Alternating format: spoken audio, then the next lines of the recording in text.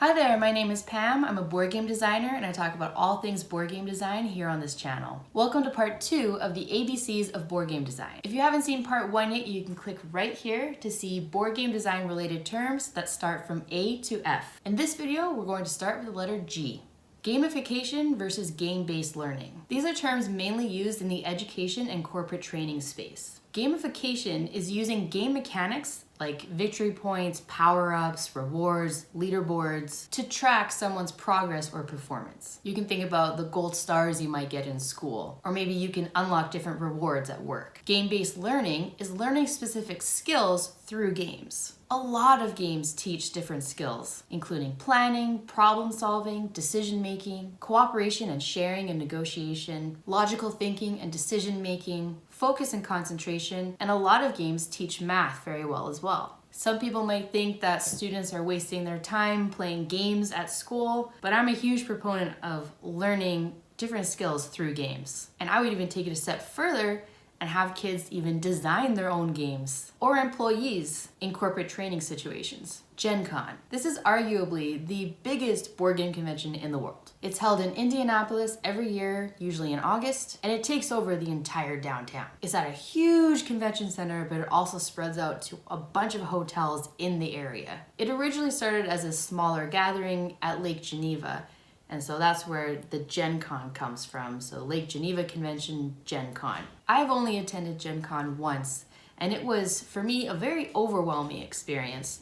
There are a ton of people there. So I spent the majority of my time in the playtesting room. It's run by a group called Double Exposure, run by Avenel Wing. They're the same group who put on Metatopia and other playtesting events throughout the year. That room is called the First Exposure Playtesting Hall, and I would highly recommend it for any designers going to Gen Con to also get a spot in that room so you can playtest games while you're there as well. I will also say there is a quiet room that you can go to. It was very nice. The lights were low, it was completely quiet as you can imagine, and it was just a nice break from the crowds and the hustle and bustle in the convention hall. It was definitely a cool experience, and it's something that most gamers will like to experience at least once in their life. H, hand limit. This is the maximum number of cards you can hold in your hand. Some games will say at the end of your turn, you have to discard down to your hand limit. And then other games will just say, you can go over your hand limit if you want, but if something happens, you will then deal with the consequence. For example, in Settlers of Catan, if you have more than the hand limit when a 7 is rolled, so the robber is activated, you have to then discard half of your cards. Hand management games. These are games where players are trying to play their cards at the right time, in the right order, in a good combination with other cards, in an optimal way. Quite often, cards will have multiple uses, so players have to decide, am I going to discard this card to activate something, or am I going to use it for its main power? Am I going to play with this other card? Some examples of this style of game would be Brass Birmingham and Terraforming Mars. Hidden roles. These are games where players have roles that are hidden. Thanks, Captain Obvious. An example of this style of game would be Bang, where certain players are outlaws, renegades, the sheriff, deputies, and you don't know who's who. So you're playing the game not really knowing who's on your team and who's not, and you're trying to figure it out. And once a player is eliminated, they will then reveal their role, and you will hope that you eliminated the right player. Other examples include Lords of Waterdeep and Battlestar Galactica. Hidden movement. These are games where players will typically have a map or a grid where they can secretly move their player without the other players knowing where exactly they're moving on the actual board. It's usually a cat and mouse type of situation where players are trying to find this player while they are secretly moving around the board. You'll typically get clues as to where the player is hiding while you try to close in on them. Examples include Letters from Whitechapel, Captain Sonar, and Jaws. Hidden or personal goals. Quite a few games have this mechanic where each player will have a secret objective that they're trying to achieve by the end of the game to earn extra points. For example, in the game Parks, players can earn bonus points if they visited specific parks. Another example is Ticket to Ride, where players have secret routes that they are trying to complete. So these can be end of game bonuses or objectives that players are trying to complete throughout the game. Iterate. This is an integral part of the board game design process. There is a loop between playtesting, iterating. So board game designers will have other players playtest their game, gather all of their feedback, take that feedback, and then make changes to the game, bring it back to the table, playtest again, get feedback, make changes, and then continue that cycle until they get to a point where they feel like they have a good final product. Iteration is a key part of the board game design process. A lot of new designers think that they can just come up with an idea and then they're done.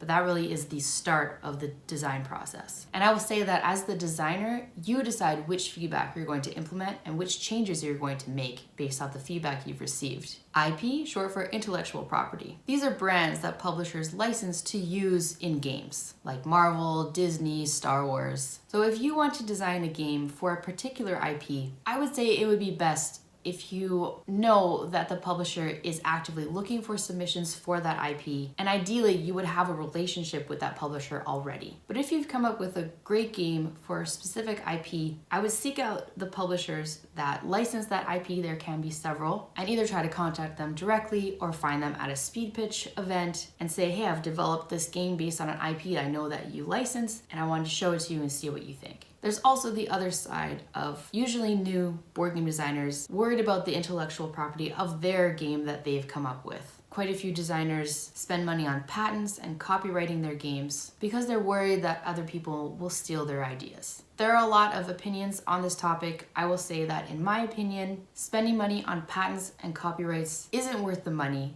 because they likely won't protect you anyway if someone steals your idea. Board game ideas are very tough to protect in that way. Right now, basically, all you can really do is let people know about someone who has stolen your idea. Never interact with them again. If they've put their copycat idea up on Kickstarter, reporting it to Kickstarter, trying to take it down. It is good to take photos and document your process so you can show that you have worked on this game previously and it is an exact ripoff of your game. But I will say in general, the benefit of collaborating, sharing, playtesting your game openly and freely far outweighs any risk of someone potentially stealing your game. I know this is something that I was worried about when I first joined the board game design community. I was worried about putting my idea out there to people beyond my friends and family, people who I trust. But you'll soon find that most people are so focused on their own games and trying to come up with their own ideas, the likelihood of someone completely ripping off your game and getting away with it are fairly low. With that said, I'm not a lawyer. If you are concerned about this,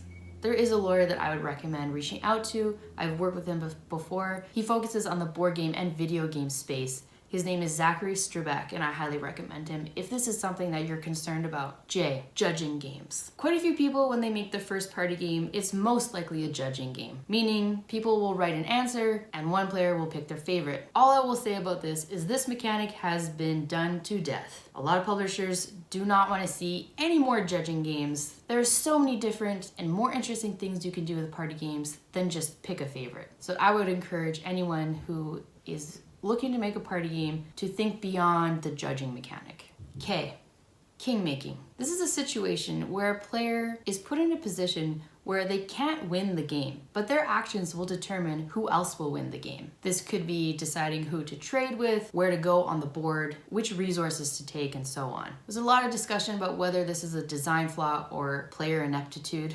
Could be a combination of the two, but it's definitely something to keep an eye out as a board game designer. In good games, players should feel like they always have a chance to win, right up until the end. So if someone knows for sure there is absolutely no way I can win this game, but I can decide who among you else gets to win, that's not a great feeling, and most likely could be corrected with some design changes. L, legacy games. These are games where players make changes to the board or to the game itself that will then impact the gameplay moving forward. Usually it's adding stickers to different spaces or revealing new spaces of the board, adding new sections to explore, introducing different cards, introducing different characters. It's a really interesting idea. And I remember the first time I played Pandemic Legacy, my mind was blown. I had never played anything like that before. And these are the sorts of things that we want to try to do as designers, to really push the envelope and do things that have never been done before. So if you haven't yet, I would definitely recommend playing Pandemic Legacy, and Charterstone is another great legacy game. Licensee, licensor. So if a publisher decides they want to make your game, they'll send you a contract, which is essentially a licensing agreement between you, the licensor, and the publisher, the licensee. I have a design company called Pam Walls Game Design Incorporated, so that is the licensor, not me personally. I do the is mainly for liability reasons. If anything were to possibly go wrong, the liability would be with my company and not with me personally. There's also some financial and tax reasons behind this. I might do a whole video about this later, so I won't go into too much of the details. But my contracts are between my company and the publisher that I'm licensing my game to. So when a publisher signs your game, you're not selling your game to them. You're allowing them to license the game from you. After a certain amount of time outlined in the contract, you will then get the rights completely back to you, and you can do whatever you want with the game after that. If the contract is over, you could even then pitch the game to a different publisher. But while you're under contract, you have a licensing agreement with a specific publisher, you can't then pitch that game to other publishers. They have the exclusive rights to license your game. So in return for licensing your game to a publisher, you are paid a royalty, and this is a percentage of the net sales of the game. So after any deductions and things like that. This percentage is usually 5%, and it could be lower, around 2.5%, if your game is based on a popular IP. Okay, I'm going to stop there. I will continue on with the rest of the alphabet in future videos, but I hope you enjoyed this video. If you did, be sure to like and subscribe. Follow me on social media at Pam Walls Game Design, and I'll see you in the next video.